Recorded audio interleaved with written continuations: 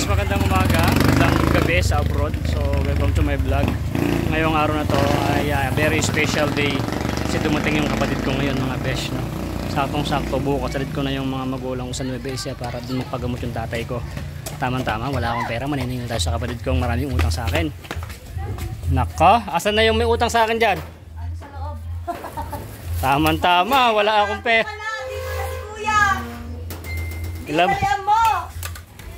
Maraming utang sa akin yan. Tamang-tama, wala na akong pera. Ikaw, utang mo. Oo, nagtrabaho ka na. Ito, marami ring utang sa akin to eh. Asan na yung maraming utang sa akin?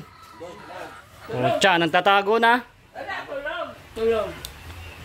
Asan yung may utang? Hoy, eto ka pala. Ayan, ayan yung kapatid ko maraming utang oh. Oh, tiyan na, hinuhukay na yata yung pera. Ay, wala kang pera dito, oh! Oh, tiyan na nag-abroad pa. Ayan. Oh, bilangin mo yung, sinend ko na yung utang mo sa messenger. Ay, mami, maganda yan. Ayan. Yung mga may pasalubong. Oh, sige, mami, mag-usap tayo ah. Kung hindi ka magbabayad, kukunin ko yung isang anak mo. Asa dito sa tatay ko? O, tay. Alis tayo bukas.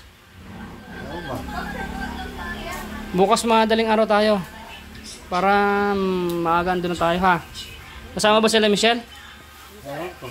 Ha? Doon guys, si tatay ko, daling ko na sa Nueva Ecija. Doon siya magpapagamot sa herbalist doon. Doon siya magaling na herbalist sa Nueva Ecija. Talagang dinadayo yun. Kasi ayaw niya na magpakemo. Hindi kakayanan. Baka mabilis pa yung buhay. Medyo lumakas ka tayo nung wala ka nang nagiinom sa gamot sa kemo. Wala na. Medyo lumakas ka? O yan. Asan ba yung gamot mo na madami? Pati nga, asan yung mga gamot niya na iniinom na? Yung sa kemo? Hindi, yung sa kemo niya. Hindi ba napakadami nun? Hindi, yung isang box yun eh. Yung nasa box. Ang dami nun eh. Yan. Yan. Ito. Ayan. Yan. Ito, ang dami nitong gamot na to. So, yun. Sayang lang tong gamot. So, yun, ganyan kadami inumin tatay. Ilan ba na yun to? 3 times a day to? Lako po. Luto ang ano mo dyan. Luto ang katawan. So, yun mga mamis.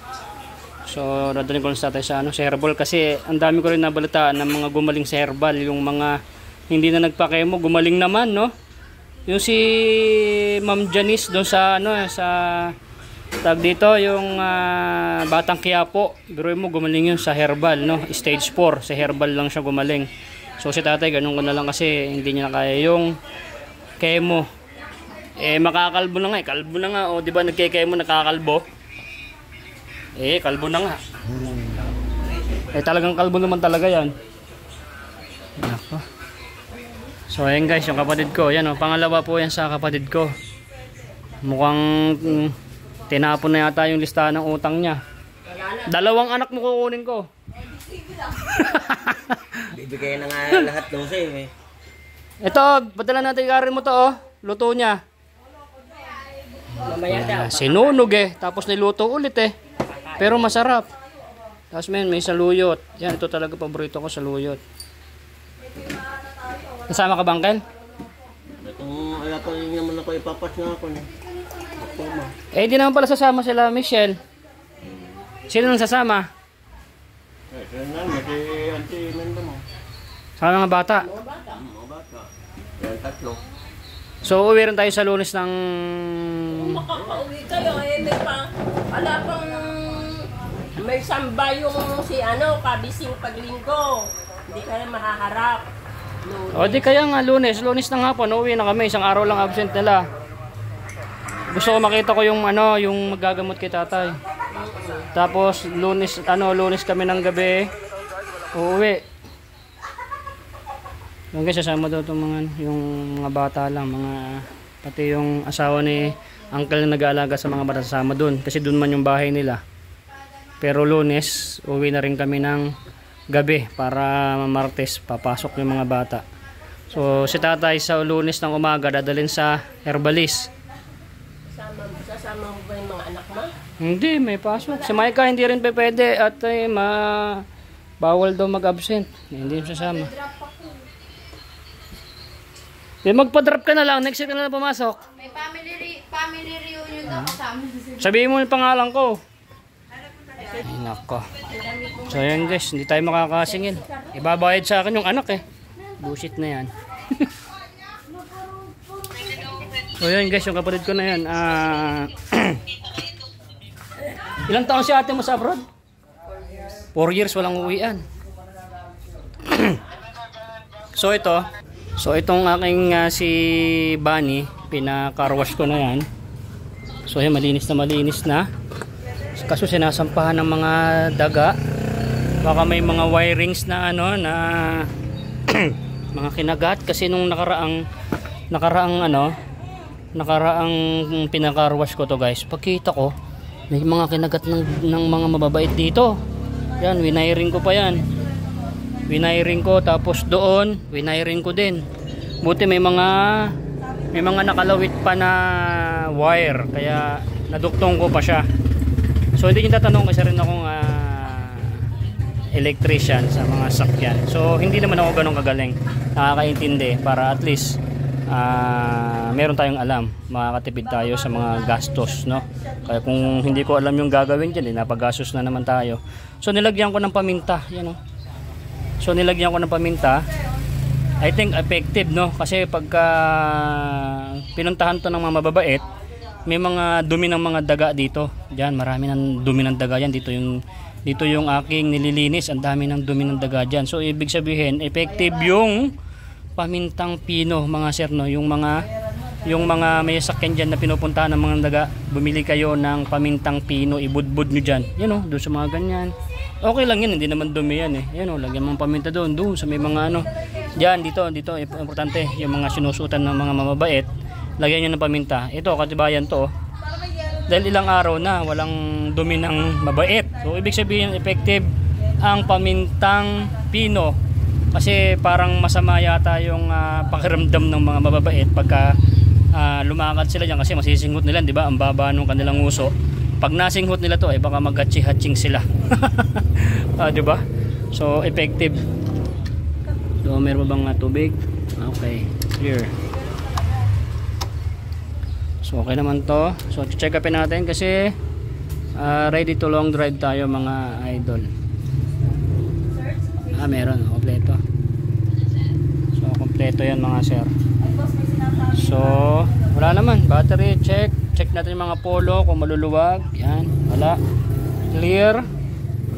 Yung langis natin, check natin ang langis para anytime pag alis natin bukas, wala nang checkin.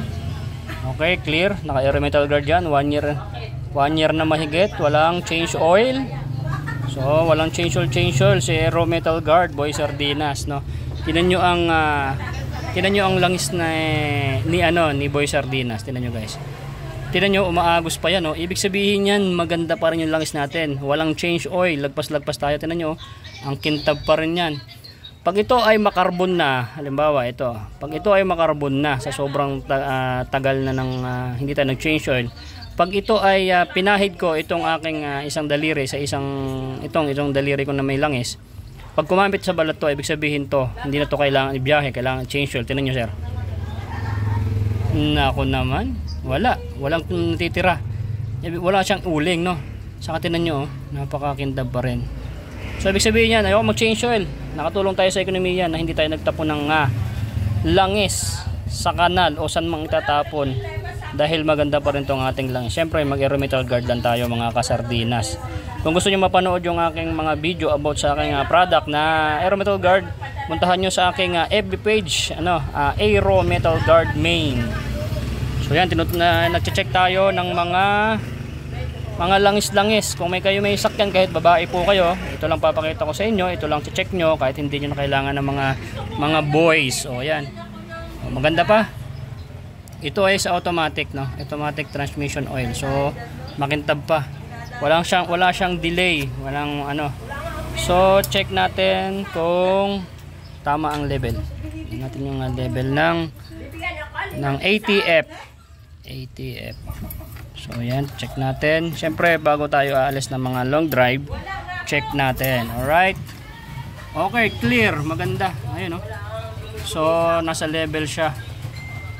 So nasa level. So ibig sabihin niya pagka medyo bumababa na yung oil level nyo, yung mga level, ibig sabihin yan may mga tagas sa ilalim, mayroong oil sila dapat palitan, so kailangan ay check nyo. So ito wala naman tagas, so walang problema. So ayan, makinis pa naman, oh, yan, oh, diba, oh, kasi nilinis ko ito nung nakaraan tapos kinarawash ko na.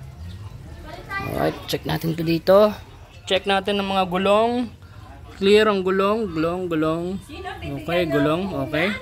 Okay ang gulong, walang problema. Okay, wala. So, check natin itong gulong dito. Okay, okay yung gulong, makakapal pa. So, yan, makapal pa. Pag mga long drive kasi. Ayan. Gulong, okay.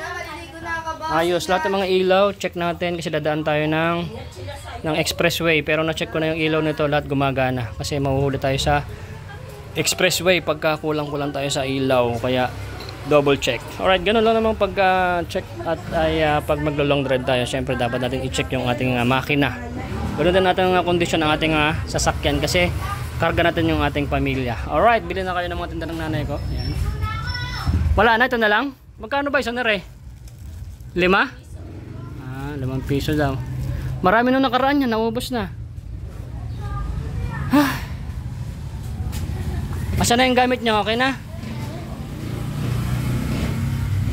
Ay paano yan? Baka may ilang araw kayo doon. Every 10 days daw pupunta kayo doon. Eh kung ilang 10 days yun na babalik, eh, di matagal kayo doon. Ewan ko ba kay Maribel?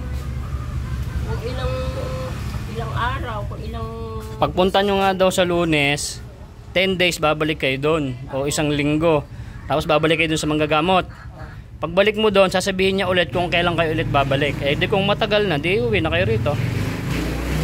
Eh kung mga isang linggo lang ulit, doon muna kayo. Hindi na, magbus na kayo. Mahal-mahal ng DC. Alam mo, mapapunta natin doon. Mga 2,000 papunta doon yan. 2,000 papunta ka lang? Aba, eh yung 1,000 na, nasa 15 litro lang. Eh marami tayong karga. Eh alang 2 lang kayong tatay susunduin ko. Di magkano lang sa bus. Pagdating dyan sa may Pasay naman, o lapit na, nakabas naman, ganun din. Siyempre, tipid-tipid din tayo. Hindi naman nagbabayad yung anak mo sa akin. Oo nga. Wala. Kalakay na ng aso. Hindi, kung halimbawa sabihin ni Kabising na hindi na kami kung matagal ka babalik. Eh di ba sa Lunes pupunta tayo, sasama nga kami. Pag sinabi niya na matagal nang babalik o ano, di kasama nyo pa rin naman ako. Nalalaman natin sa kanya. Tawagan mo nga doon si Maribel. Bukas tayo, mga alas 4. Alas 4 alas na tayo para mga 4, 5, 6, 7, 8. O mga 8 or 9, nandun tayo. Expressway lang tayo, saglit lang yan. Ano bukas, Sabado, Linggo. Ay, walang cellphone si Maribel. Hindi kaya na gawin natin. Lunes ng gabi. Absent kayo ng isang araw. Guys, hanggang dito lang itong ating video. Mami Sharma, maraming salamat po sa binigay mo sa akin pandagdag ko sa diesel ko. Thank you. Yung Mother and Earth ko sa US. Thank you Mami. So, abangan nyo yung vlog ko doon guys. Tingnan kung ano yung vlog ko lang doon. Mga documentary lang. So yan, banding muna po kami. Maraming salamat. God bless. Love you all. Bye bye.